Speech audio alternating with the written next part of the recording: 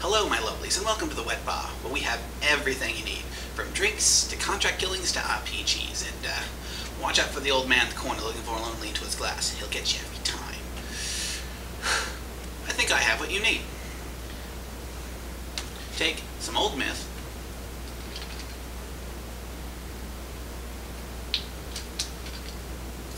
some urban fantasy,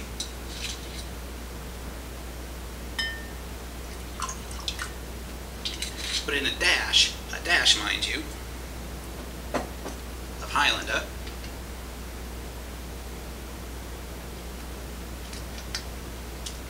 all stirred with a spoon of interpersonal bonds,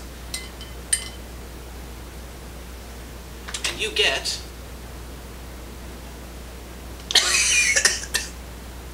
this is part-time gods.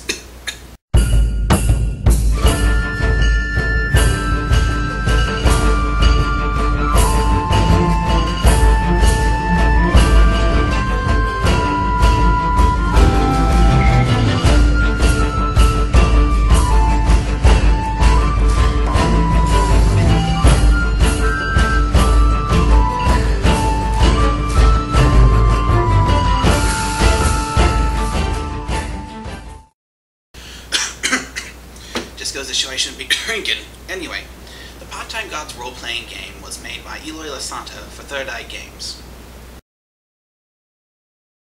In short, you play a modern person who either through abdication or chance received the spark of divinity, and now you are a polytheistic lowercase g god.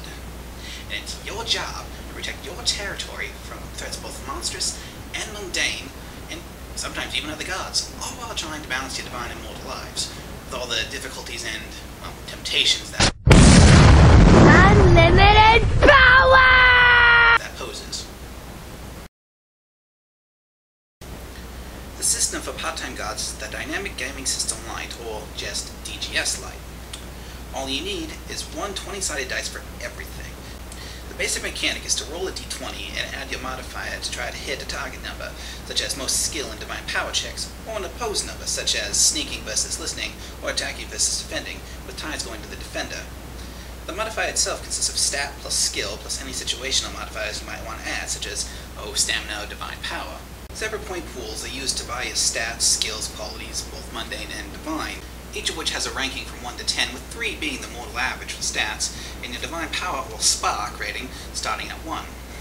With firm but flexible rules for divine magic, it is, as its name implies, a rules-light system that allows for quick resolution of skill challenges in combat so as not to slow down the narrative flow of the story and role-playing. Now there's some key things you need to know about the world. First, the world works by a careful balance of law and chaos, and that's where the gods come in. It's their job to protect and maintain that balance. Now, in the beginning, the source... Pick up the pace or die, Highlander! No, none of that expletive deleted. Get that out right now! Good. Now, in the beginning, the source made the gods and gave each a dominion, an aspect of creation to be in charge of, you see. And everything was hunky-dory for a while. But eventually some schmuck named Zeus got the bright idea that they didn't need the source anymore. So Zeus and some other pantheon heads imprisoned the source. That's not to say the source didn't go down fighting, creating the monsters of myth and legend. However, the gods still won. And they had it good for a while, but eventually their power waned, and that set off the next big issue, the Gods' War, where power could be taken from rivals and old scores finally settled.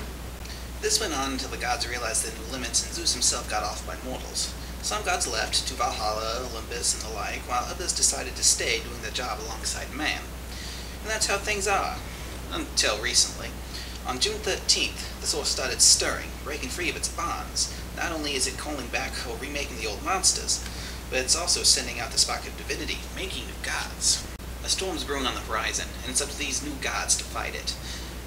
In the setting for Part-Time Gods, you play one of those new gods, seeking out power, safeguarding your territory, and protecting that with those you hold most dear.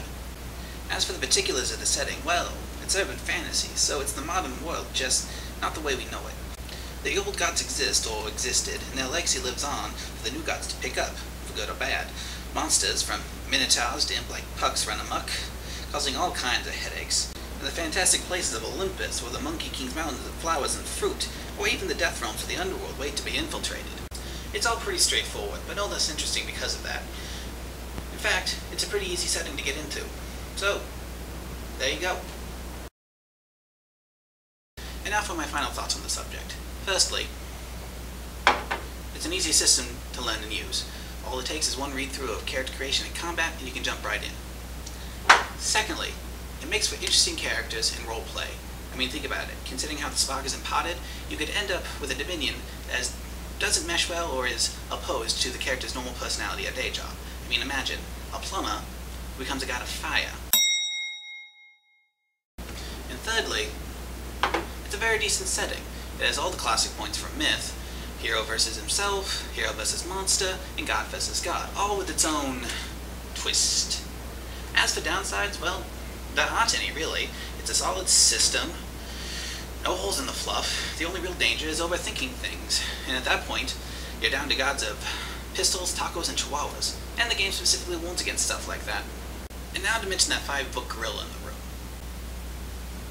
Now trust me, I love Scion, but Part-Time Gods makes me want to cheat. I mean, she's like Scion's younger, less high-maintenance sister.